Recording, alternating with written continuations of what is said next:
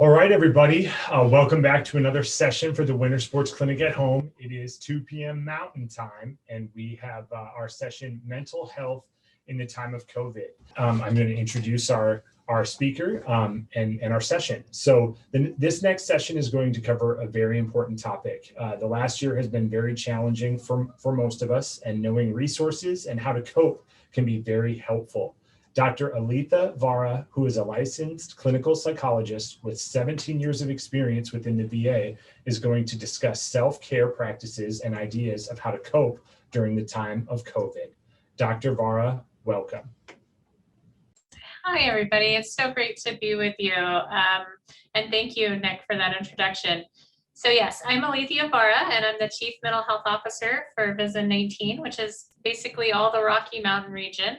And I'm actually talking with you guys from Salt Lake City, Utah, which is known as the place where we have the greatest snow on earth. And so it's very exciting to be talking to the Winter Sports Clinic. I wish we were having this conversation on a ski lift or going down the side of a mountain, but I guess for this year, this will have to do. Next year, maybe.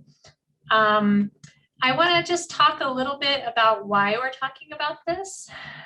One of the things that we're really seeing over the course of COVID is that a lot of people are struggling, and we're seeing data all across the board, whether it's anxiety or depression or PTSD. A lot of people are really experiencing an increase in their symptoms.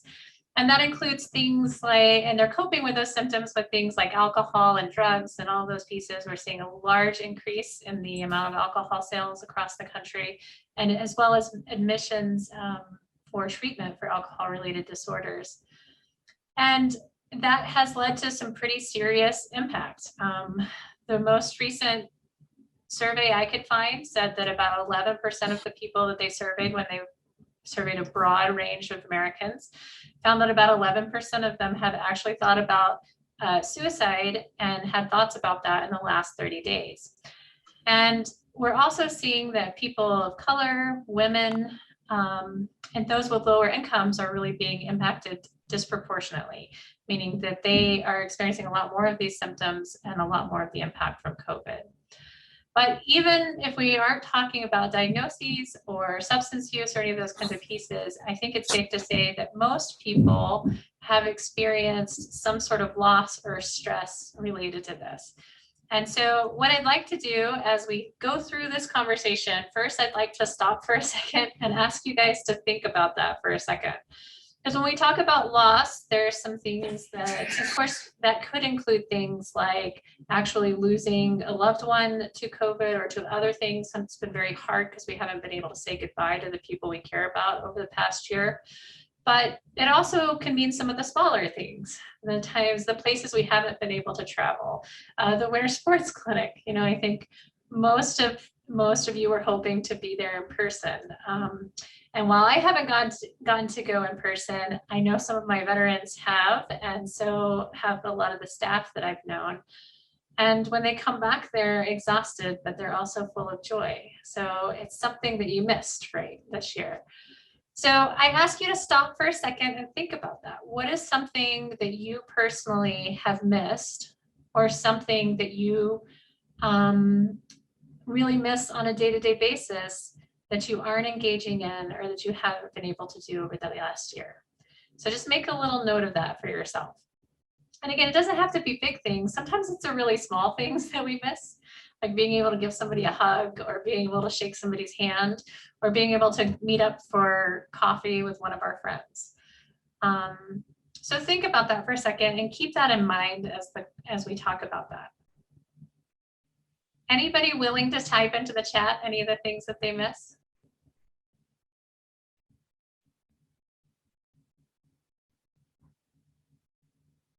Day-to-day freedom, absolutely. Family, eating out, yes. All of those things are so much. We miss so much, right? Live music, oh, I miss live music so much. Yeah. All of these pieces, right? It's often the little things that hurt the most. And the thing about it is we don't actually expect this to improve right now. It's easy to say like, okay, so people are getting vaccinated, some of the rates are dropping across the country, although they've kind of plateaued. We think that it's starting to open up a little bit. A lot of the businesses are starting to open up. And so it could be tempting to say, well, then it's almost over, right? Like we're almost out of the woods on this one. But that's not really what history tells us. Like history tells us that when it comes to the impact of mental health, those impacts tend to get delayed even so that they worsen over the next 2 to 3 years. And I have a little graphic on here. It's a little bit complicated, but it's kind of pointing that out. It's that, we have this first wave that was really COVID in and of itself. But over time, there's also the fact that a lot of people have maybe not been following up with some of their healthcare needs or their mental health care needs because of COVID. They haven't been and that will come back, that over time that will impact people and it will be something that we experience.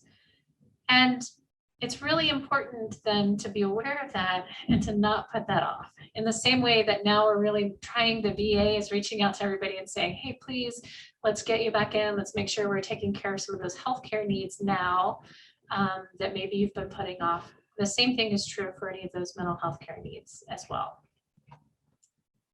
So what are we talking about when we talk about mental health and COVID? And again, this is not specific to depression or PTSD or anxiety or any of those kinds of things. This is just the kind of thing that many of us are experiencing right now. It's pretty common, that kind of lack of feeling in control. And that's because we don't necessarily have control right now, right? Like we're trying to follow the rules, we're having to stay out of public and all of our and spending time with our family and friends. And so it can feel like we don't really have a lot of control over the things that we're dealing with. Another thing that people, I don't know if you guys are experiencing that. If this, tell me, type into the chat a yes if you do once I say what it is. What I call cognitive wavering. This is more and more that people are like, okay, I'm in the middle of a conversation and then I forget the next word I was going to say, or why was I even telling this story in the first place, right? Like, what's happening right now? This is when you make your kids lunch, but then you, rather than putting it in their backpack to go to school, you put it in the freezer and so it doesn't end up with them. Or you put your keys down when you're walking around the house and it's totally gone. Is that something that you guys are experiencing? Anybody? Is it just me? Maybe I'll just put it that way. Is it just me? All the time. Okay, Hector, thank you so much. It's not just me. I think that it's a really common thing, and stress really has increased that, and a lot of people are talking about that with COVID.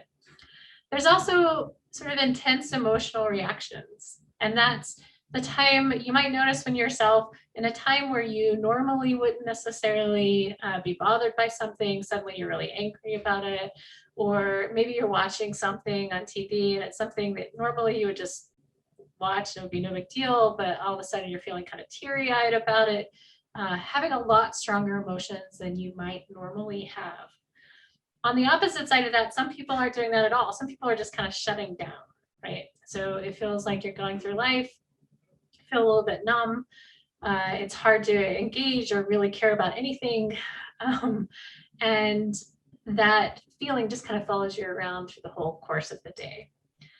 The inability to engage, and that goes along sometimes with that numbness where it just feels like, why bother? Like, why, yeah, I probably should go to the store, but why bother? Why bother making that phone call to that friend? Why bother calling up my family in this situation? It just feels like too much effort in this moment. And then the other big one is sleep changes. So especially when people are pretty isolated, sleep tends to be one of those things that really gets impacted, where suddenly you're staying up until 3 a.m, watching something on TV or reading a book or just sitting around and like kind of in your own head. And you realize then that, oh, it's 3 a.m, like maybe I should have gone to sleep already. By that time you're exhausted and then you're sleep late. And it just kind of creates this endless cycle where your sleep is just terrible for a long time. and especially during COVID, when people are spending more time at home and less time out in the world, it's easier to do that. And it's easier for your sleep to get really messed up very, very quickly. What about these things? Any of these things sound familiar? Yeah, I see some heads nodding. Okay, good. That's good. Thank you guys. I can see you, so it's great when I can see you respond. Yeah, and I think, again, this is not about a diagnosis. This is not about, oh, you have an anxiety disorder, or you have depression, or you have PTSD, or you have any of these pieces. It's really something that people, all of us, are experiencing more and more of this. And you might notice that in yourself, but you might also notice it in other people. And I think it's important to sort of take a minute to step back and watch the people around you, to watch the people that you care about too, because often it's so much easier for us to see it happening to somebody else than it is for ourselves.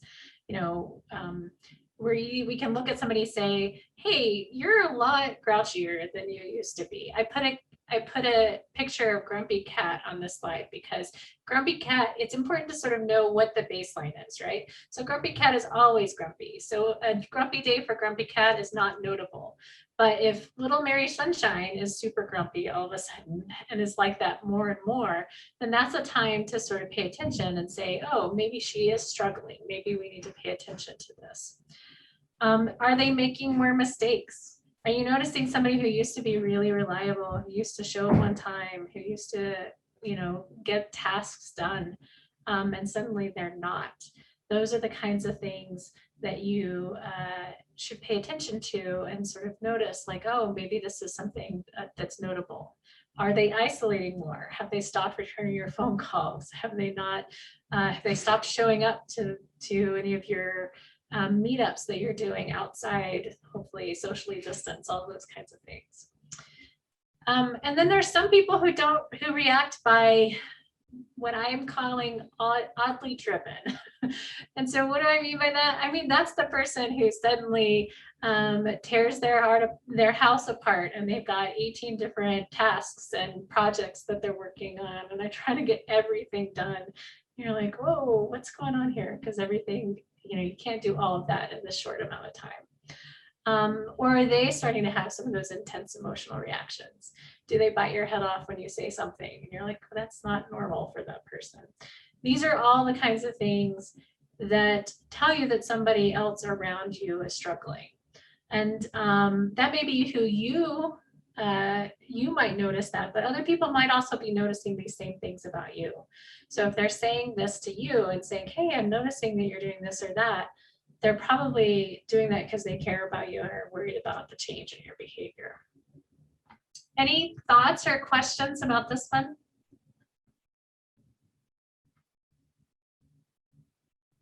I'll pause a second if anybody types anything in.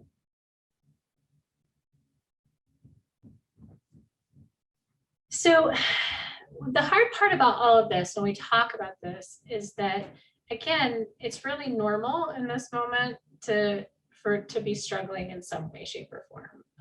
The pandemic has really impacted all of us. And some of these things are things that everybody's going to experience. So how do you draw the line? Like, when do you know the difference between this is kind of the normal reaction and this is something that maybe I should really pay attention to? And really, one of the main lines is it causing you distress? Like, is it bothering you? Or is it bothering the people around you? Because sometimes we, again, especially when we are not feeling well and are isolating, we can kind of shut down a little bit. So it doesn't seem like that big of a deal to us, but maybe the people around us are very, very worried.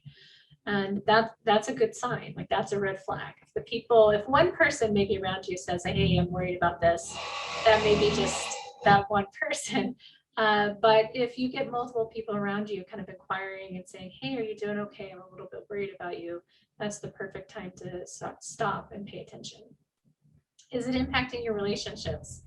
Are you getting in arguments? Are you losing friendships or family in this time? And is it impacting other things that you do, things that you're responsible for? Things like Are you, is it impacting your jobs? Is it impacting those home projects that you started so you can't get them done? Is it impacted the classes that you wanted to take, any of the activities that you wanted to engage in? And then finally, is it impacting any of your ability to like take care of yourself? Are you not eating right? Are you not sleeping right? Are you not doing the things that you care about? So sorry, can you guys hear me okay now? You'd gotten a little quieter there for about 20 seconds. Okay, excellent. Okay, thank you very much. But I'm okay now? Perfect, thank you. So there's a couple ways to kind of respond whenever you do when that red flag is actually raised and you say to yourself, okay, I actually think this is impacting my life in a way that's meaningful. What are the things that you do? One of the things is, hey, this is perfect. The VA has a ton of things to help support people. And then some of it is some of the things that you can do for yourself. And I'm going to talk about both of those.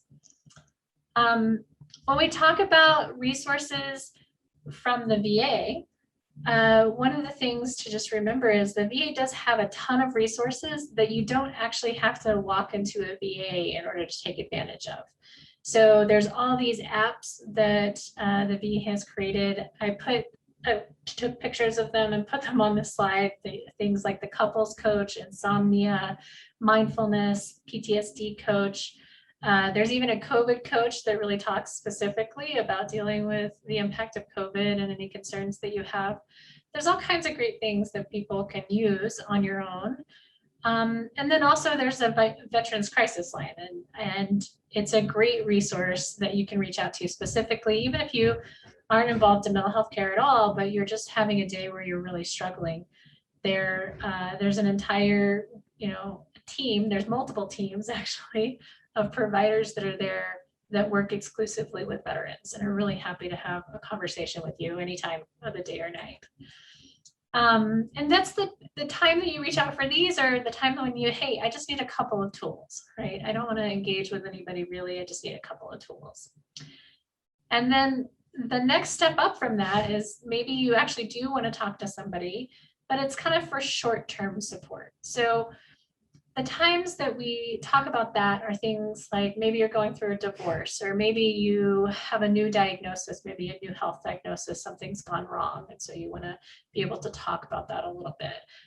You can't sleep, like we talked about. You're experiencing a lot of stress. You're experiencing more anxiety. You just need to talk to somebody for a little bit.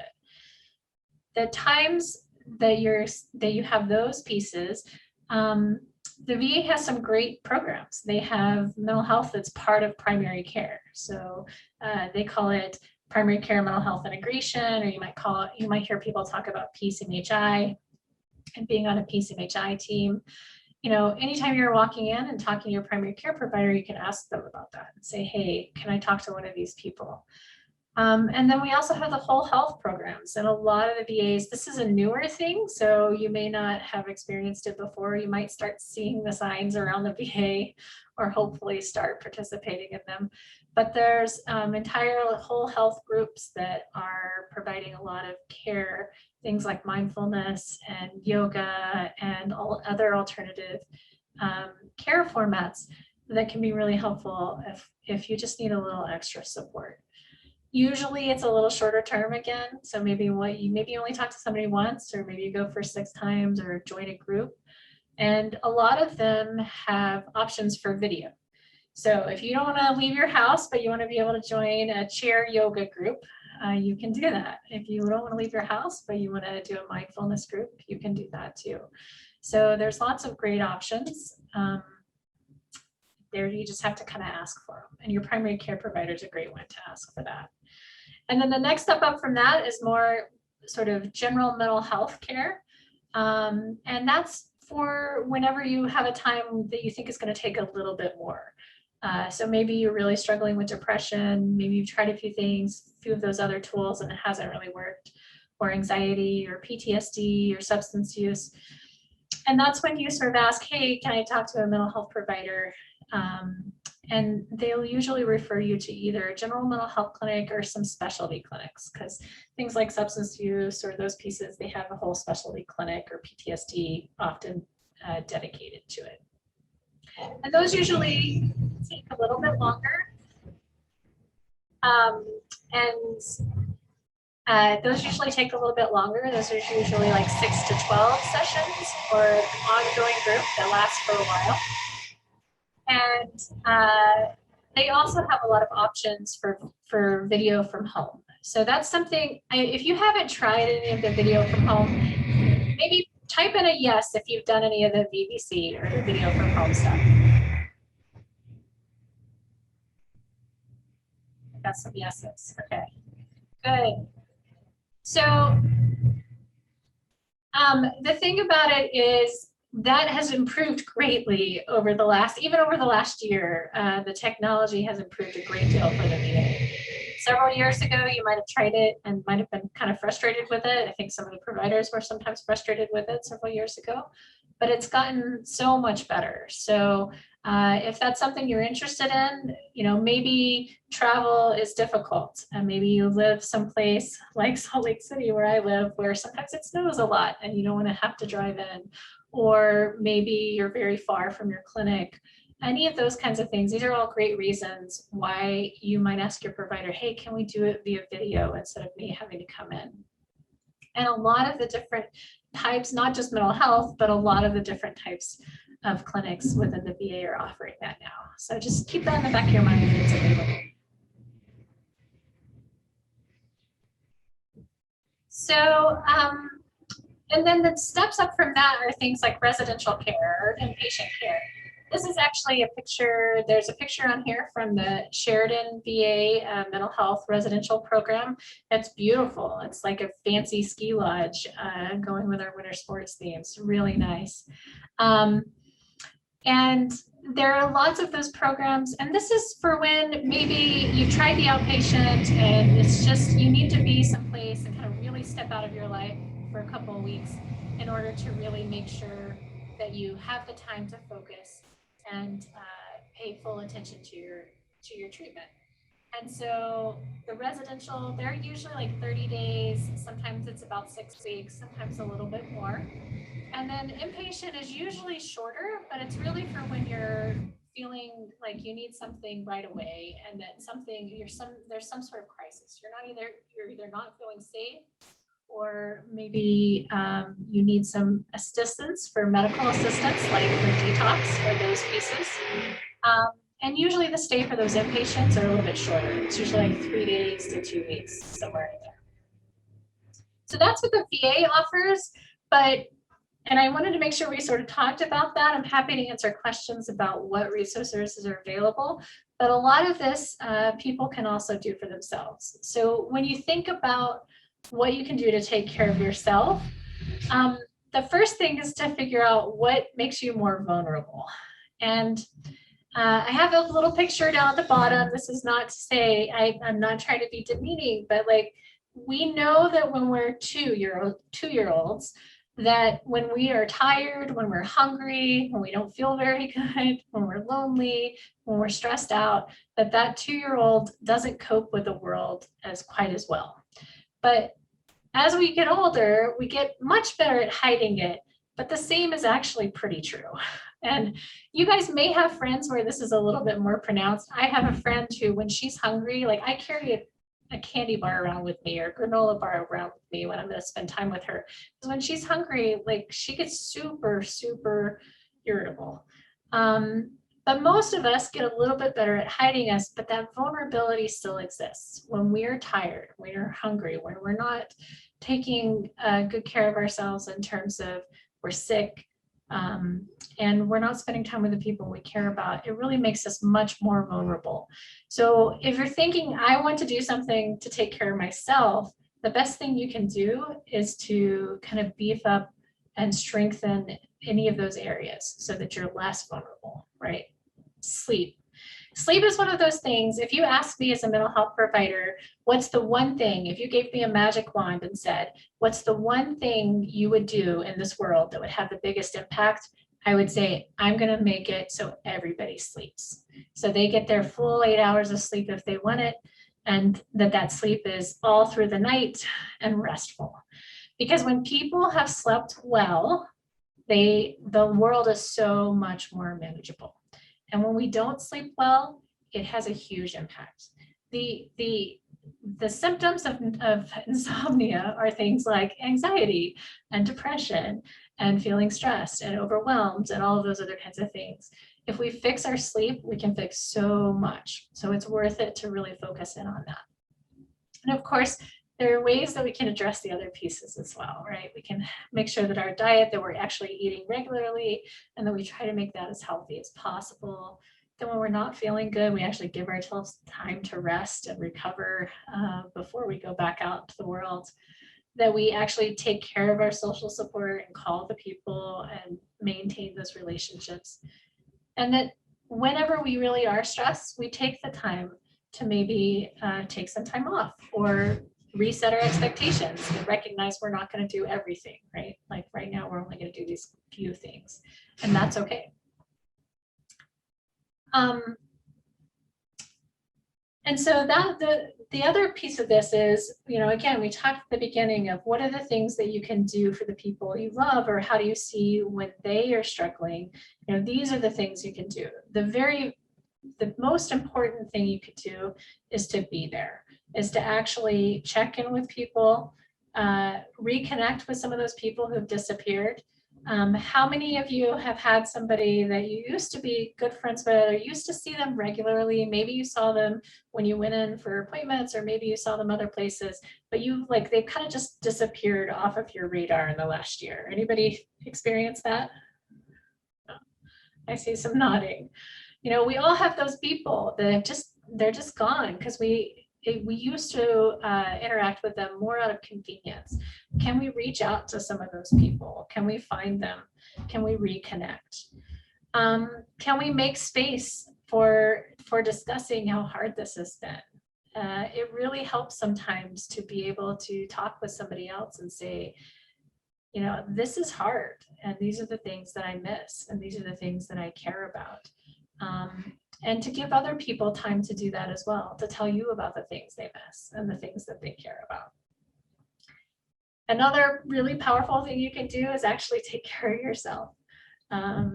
Sometimes we get into almost a competition of how badly we're taking care of ourselves and say, well, I didn't sleep very well last night. No, I didn't do this. Can you turn that around a little bit and say, well, here's what I'm doing to actually take care of myself. What are you doing to take care of yourself? And make that part of the relationship as you go. You can tell them all the same things you learned about here today too, about those apps that the VA has, or about any of those resources. Make sure that your friends and family know about those things. Any of those apps, the VA made them, but they're available to everybody. If somebody can't sleep, to say, hey, I know there's this app that the VA put together and they can use them.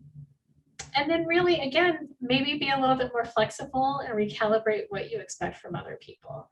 And to recognize that maybe they are doing their best right now too. And maybe that best is a little bit less than it was before all of this started. And that's okay. So that is my kind of general overview. And what I would ask is that now we sort of take a break from all of that information and stop and think about kind of how to apply it to your lives. So if you go back to what you were thinking about at the very beginning, when you thought about what's something that you miss from your life, or what's something that has been a loss for you in some way over the last year.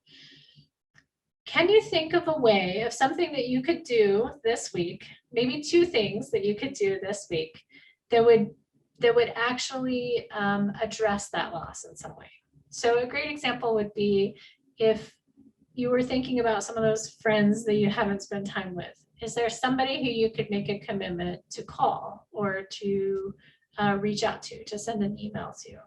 Is there some way that you can make a commitment to, if you've really been staying inside and isolating a lot, can you make a commitment to reaching out and going outside, like going outside of your house, even if it's hard or you don't really feel like doing it.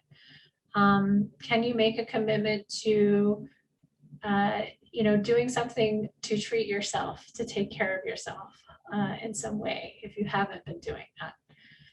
Anybody have any thoughts? Anybody have any ideas or commitments that you would be willing to actually talk about? Or I mean, not talk about, but sort of say, yeah, this is what I'm willing to do. I'm willing to commit to this.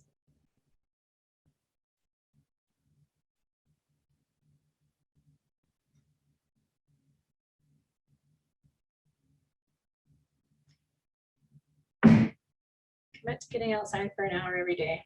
Yeah, vitamin D, also really wonderful in the form of sunshine, right? Very helpful.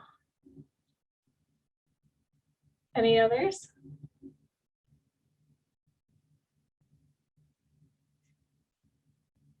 Exercise, absolutely.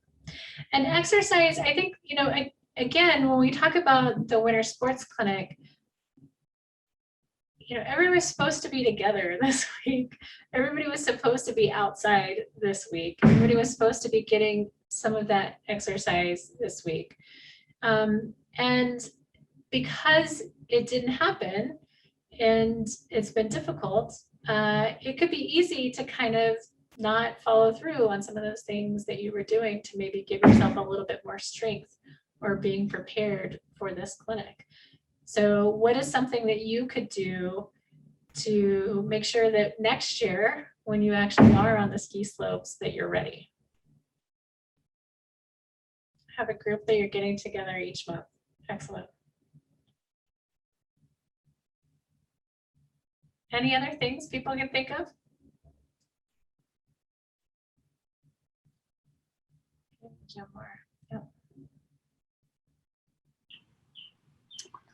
Yeah, I was wondering, where's the fishing rod on the previous slide? I know, I saw the same I can't thing. see it.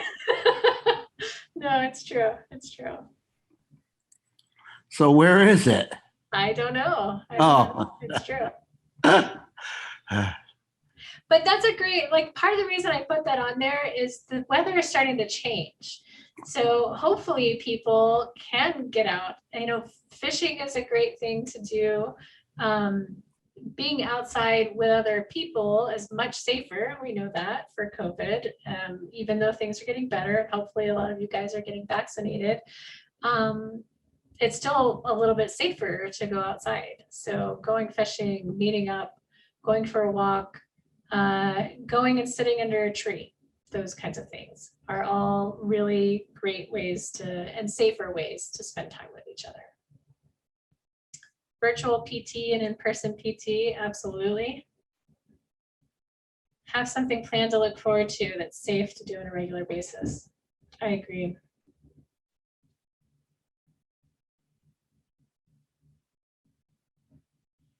So that is, I think that's the key here, right? Is that we know that this is going to be hard. We know that a lot of the impact of COVID and the last year are going to last for a while, and that it's going to take probably a couple of years for everything to get back to completely normal. So what are the things that we're going to take ownership of and make sure that we start doing them now to improve our lives? Because we do have some capacity to do that, right?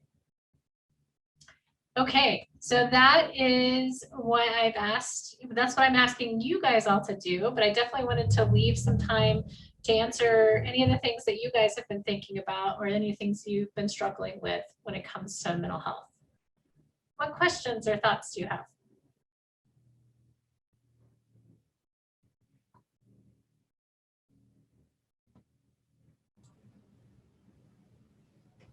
Dr. Barra, I was gonna ask if you had any specific sleep improvement techniques that you've shared, or just some general things people can do to sleep better. I know a lot of people like looking at their phone as they try to fall asleep, but I'm not sure that's actually an effective practice. I've tried to convince some of my friends of that; they don't believe it. But are there any specific techniques you've tried or advise people to use?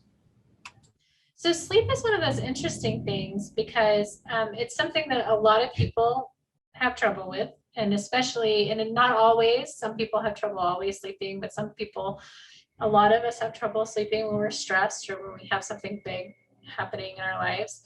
And it's one of those things that people get very frustrated by, but it's one of the few things that we have really effective ways to deal with it.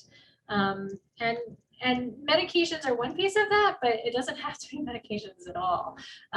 There's really effective treatments for sleep that don't involve medications at all. But some of the reason why that still is so hard, even though we know we have those treatments, is that it takes a lot of work. So it's one of those things, you can fix it, but it's going to take work, and it takes dedication and things like not, setting an alarm in the morning so that you get up every day, because again, like I talked about earlier, if you get your sleep schedule off, it tends to feed off of itself, and you start staying up a little bit later and a little bit later and a little bit later. Napping is a big no-no. So if you take naps during the day, you're going to sleep poorly at night. You really are, for the most part. I would not recommend napping. And so part of the way to sleep better is they call it kind of sleep hygiene, or even, sleep restriction is sometimes how people talk about it. So you restrict what hours of the day you'll allow yourself to sleep or not. It tends to be really effective. And then, like you mentioned, the phones, it's not just phones, it's like phones and Kindles and every other device that we have that lets us read, play, or watch. And now they're so tiny that we have them, and we have them right in front of our face as we try to go to sleep. And they're terrible for us. The data is just really, really clear that you want to stop doing those things like an hour and a half, 2 hours before you go to sleep. And you might have to go old school and pick up an actual book so that it's not shining white in your face, and read that book instead of watching a TV show or instead of playing a game on your phone. The other big thing, I know this is going to sound, it's sometimes counterintuitive, but when you're having trouble sleeping in the middle of the night, don't just lay there and think about how terrible your sleep is right then. It actually helps to kind of get up, and even if it's just to go to the bathroom or go get a drink of water, or go sit in another room for a few minutes before you come back to bed, and then go back to bed and lay down. It gives your body a little bit of a chance to reset and recognize that, oh, I'm in bed, now it's time to sleep again. And then the other thing I would say is use your bed for sleeping.